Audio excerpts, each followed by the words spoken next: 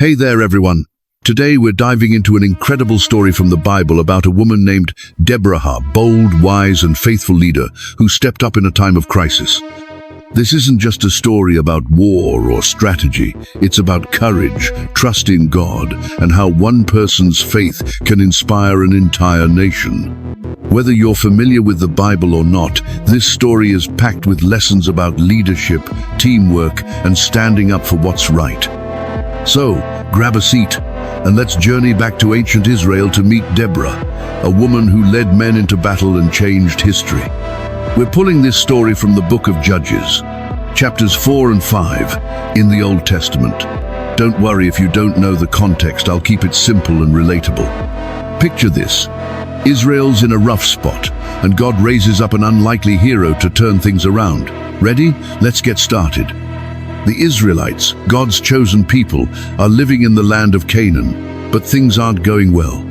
For 20 years, they've been oppressed by a powerful enemy king named Jabin, whose army is led by a terrifying general named Sisera. Sisera's got 900 iron chariots. Think of them as the tanks of the ancient world. The Israelites are scared, outmatched, and losing hope. The Bible tells us in Judges 4:1-3, again, the Israelites did evil in the eyes of the Lord. So the Lord sold them into the hands of Jabin, king of Canaan. Because he had 900 chariots fitted with iron and had cruelly oppressed the Israelites for 20 years, they cried to the Lord for help. The people are desperate, crying out to God for a way out, and that's where Deborah comes in.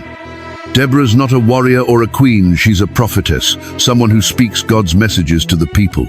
She's also a judge, which means she's a leader who settles disputes and guides the nation.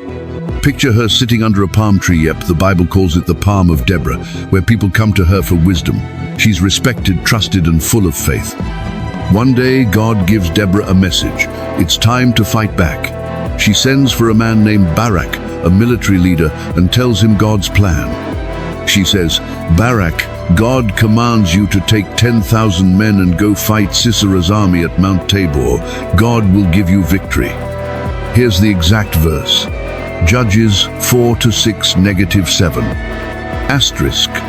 She sent for Barak, son of Abinoam from Kadesh in Naphtali, and said to him, "The Lord, the God of Israel, commands you, go, take with you 10,000 men of Naphtali and Zebulun and lead them up to Mount Tabor. I will lead Sisera, the commander of Jabin's army, with his chariots and his troops to the Kishon River and give him into your hands." Now, you'd think Barak would jump at the chance, right? But he hesitates. He's not so sure about facing those 900 iron chariots. So he says to Deborah, "I'll go, but only if you come with me." That's Judges 4-8. Deborah agrees, but she warns him, "Because of the course you are taking, the honor will not be yours, for the Lord will deliver Sisera into the hands of a woman." This is such a cool moment. Deborah's not just a planner, she's ready to step into the action herself. She's confident because she trusts God's promise. Barak's doubt doesn't shake her, she's all in. So Deborah and Barak gather 10,000 men and head to Mount Tabor. Sisera hears about it and brings his massive army, with all those iron chariots, to the Kishon River. It looks like a hopeless fight for Israel, but here's where God steps in. The Bible doesn't give us every detail, but Judges 5:21 hints at what happens. The river Kishon swept them away, the age-old river, the river Kishon. A sudden storm, maybe a flash, flood turns the battlefield into a muddy mess. Sisera's heavy chariots get stuck, and his army panics. Deborah sees the moment and tells Barak, "Go, this is the day the Lord has given Sisera into your hands." Judges 4:14. Barak's men charge down the mountain, and with God's help, they defeat Sisera's army completely.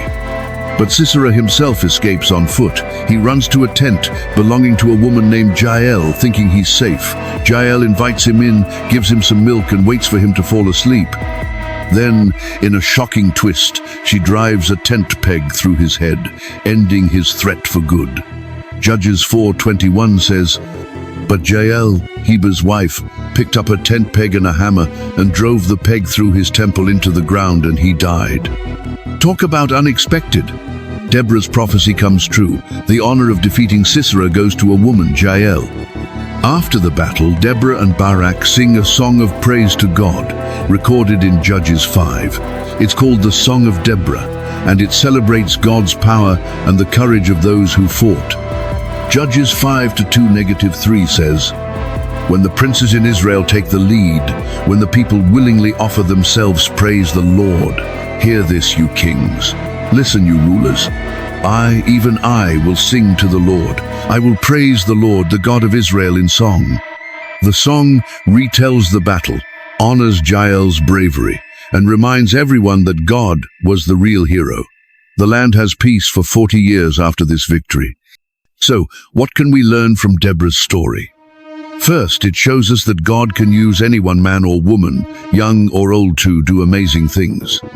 Deborah didn't let her role as a woman in a male-dominated world stop her. She trusted God's call, stepped up with courage, and led with wisdom. Her faith inspired Barak, Jael, and an entire army to act. Second, this story reminds us that leadership isn't about having all the answers or never feeling afraid. Barak had doubts, but he still followed through. Deborah didn't shame him for his hesitation. She worked with him as a team. That's a great lesson for us. Sometimes leadership means supporting others and helping them find their courage. Finally, the story points to God's faithfulness. The Israelites were in a dark place, but when they cried out, God provided a way forward through Deborah's strategy and Jael's bravery. It's a reminder that even when things seem impossible, there's hope if we trust and take action. So, next time you're facing a tough situation, think of Deborah. Be bold, trust your instincts, and don't be afraid to lead, whether it's in your family, your workplace, or your community. And if you're curious to read more, check out Judges 4 and 5 in the Bible. It's a short read, but it's packed with action and inspiration. Thanks for joining me today. If this story resonated with you, share it with someone who might need a little encouragement to step up and lead. Until next time, keep shining.